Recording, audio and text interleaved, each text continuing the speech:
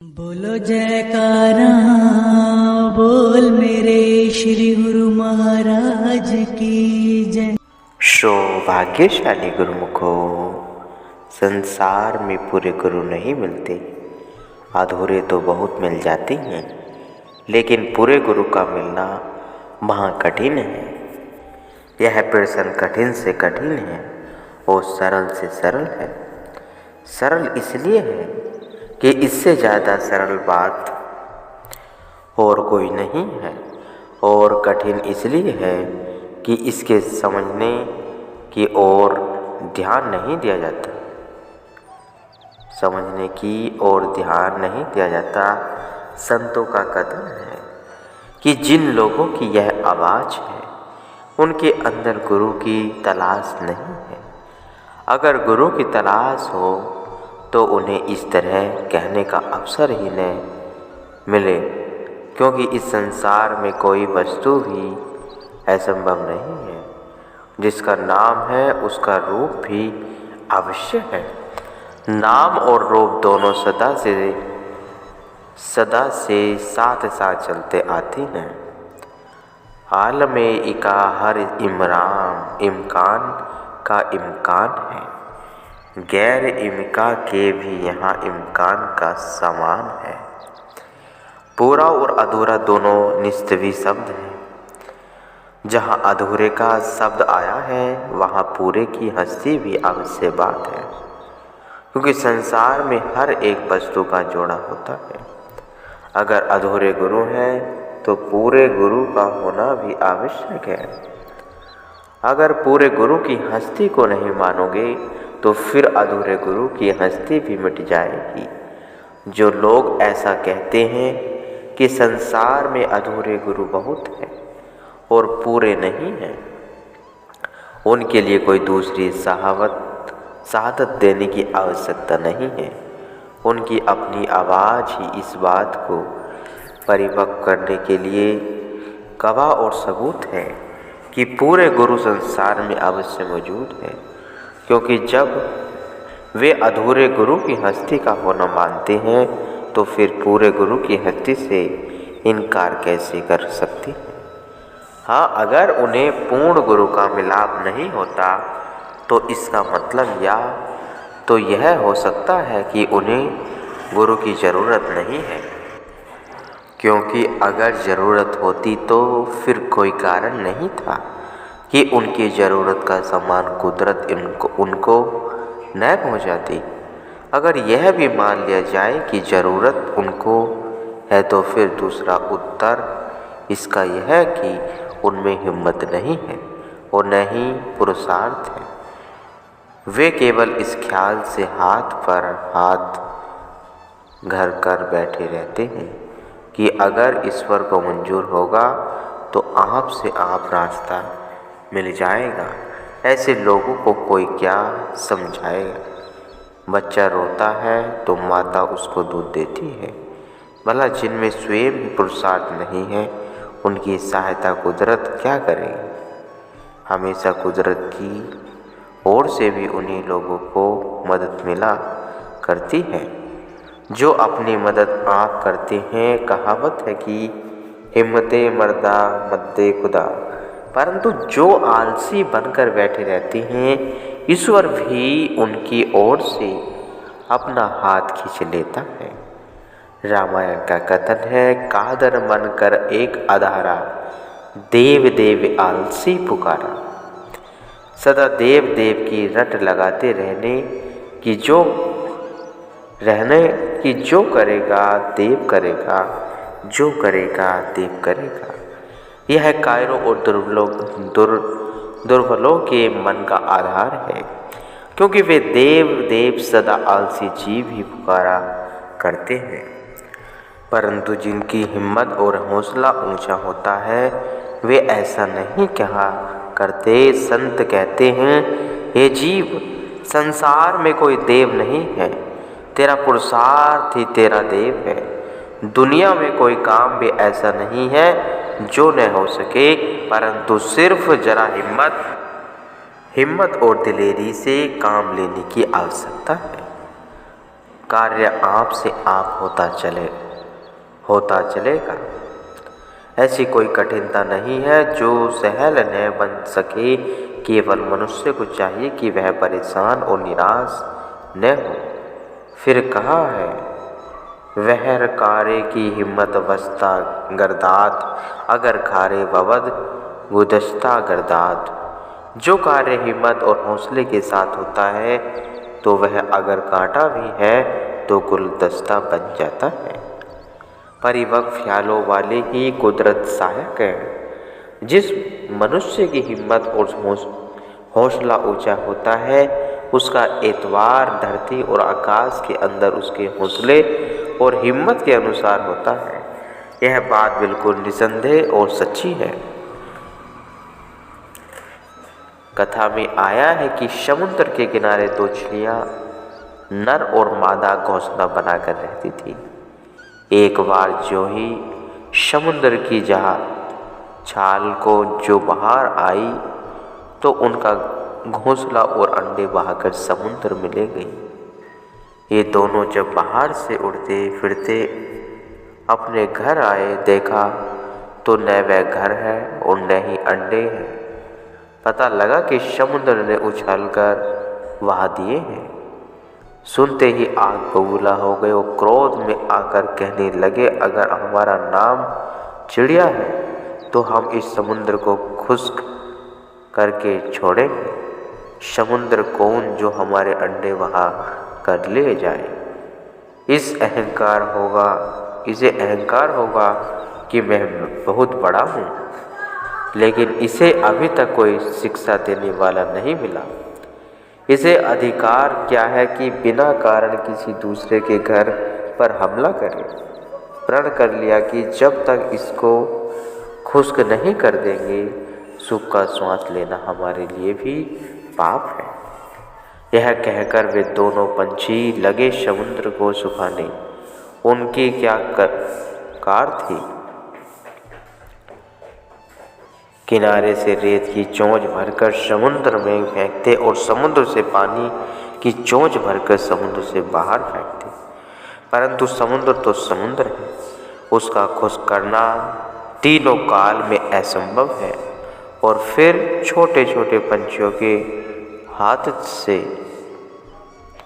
लेकिन वे जो कि अपने दिल में आला दर्जा की हिम्मत रखते थे, इसलिए उन्होंने आखिर समुद्र को खुश्क करके दिखा दिया और संसार में हिम्मत और हौसले की एक अति उत्तम ऊंची नज़ीर कायम कर दी।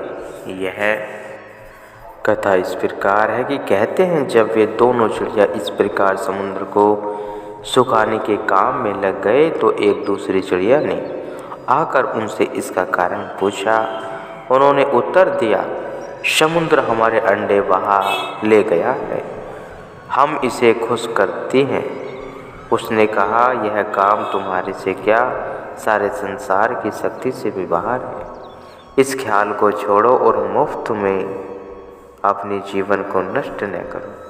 उन्होंने उत्तर दिया कि हम इस प्रकार का उपदेश सुनने के लिए तैयार नहीं हैं। यदि तुमसे कुछ हो सकता है तो हमारे साथ लग जा, नहीं तो पीठ दिखा हमको ऐसे काया और कमज़ोर ख्याल वाले के साथ विवाद करके अपना समय नष्ट करना मंजूर नहीं है। उनकी इस प्रकार की ऊंची हिम्मत और दिलेरी का कुछ ऐसा प्रभाव उसके मन पर पड़ा कि वह अपने ज्ञान उपदेश करना सब भूल गए और उनके साथ मिलकर वे चोंच मेरे भरकर समुद्र में डालने लग पड़े। एक एक और 2 11 होते और परंतु यह तो 3 हो गए।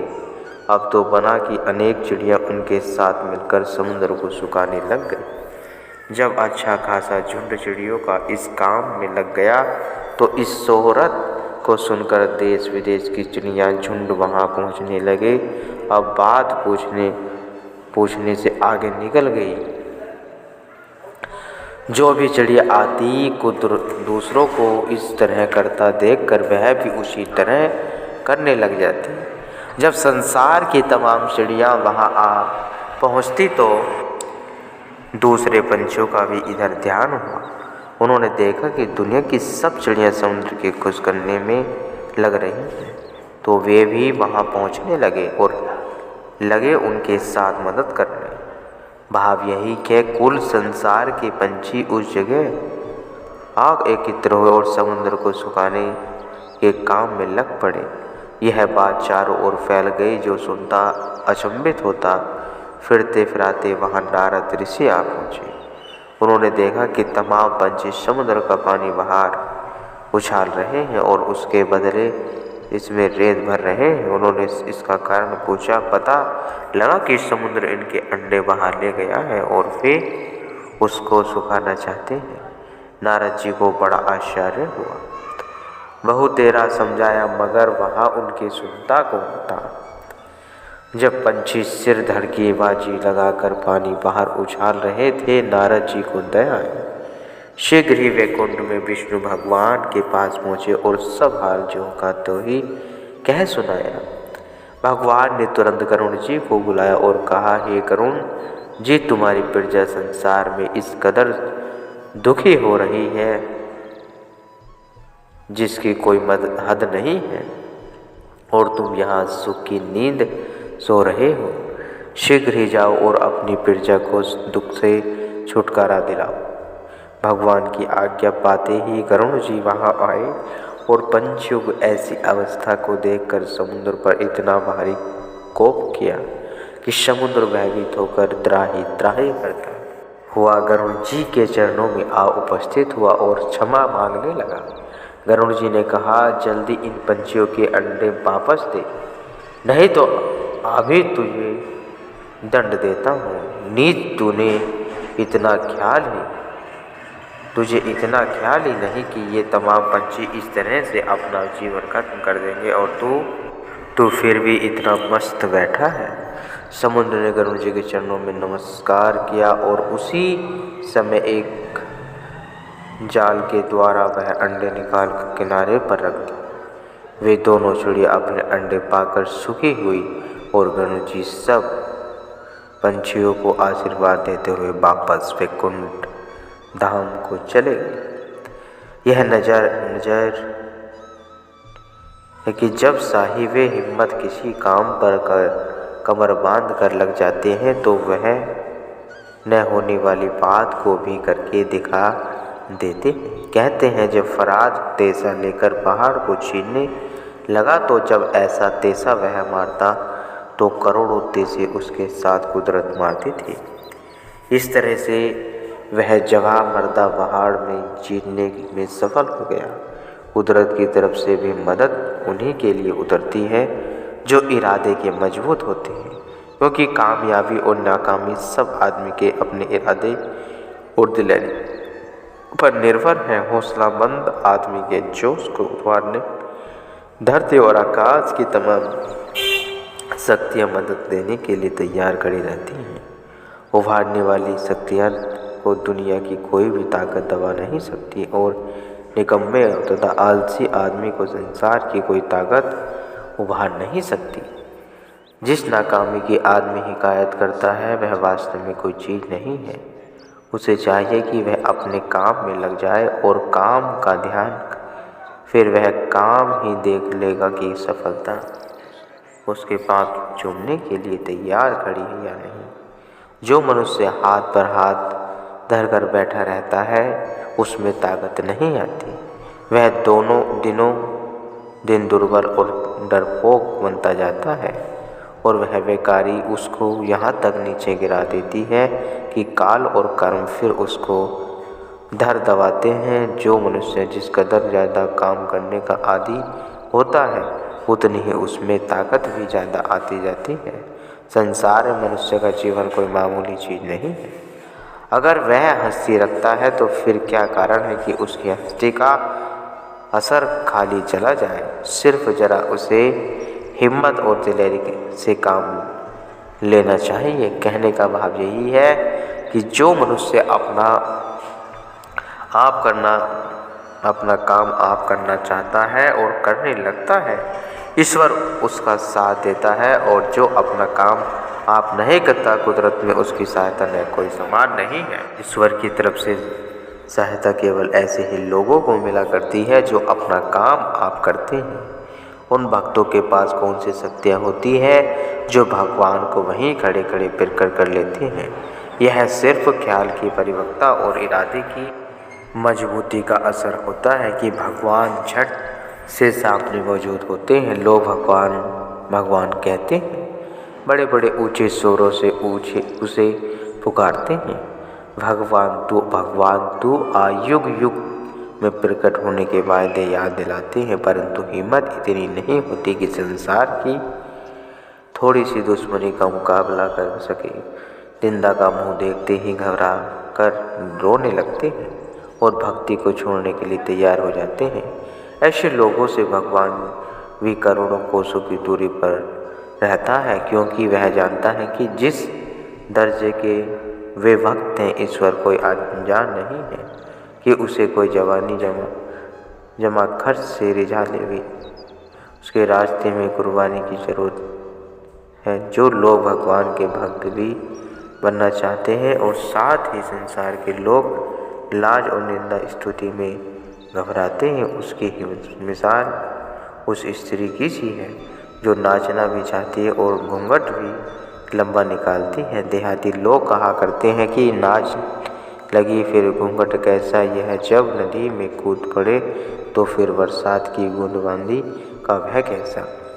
इसी तरह जब मनुष्य भक्ति के मार्ग पर चला तो फिर उसे लोक लाज का भय त्याग देना चाहिए। गुरु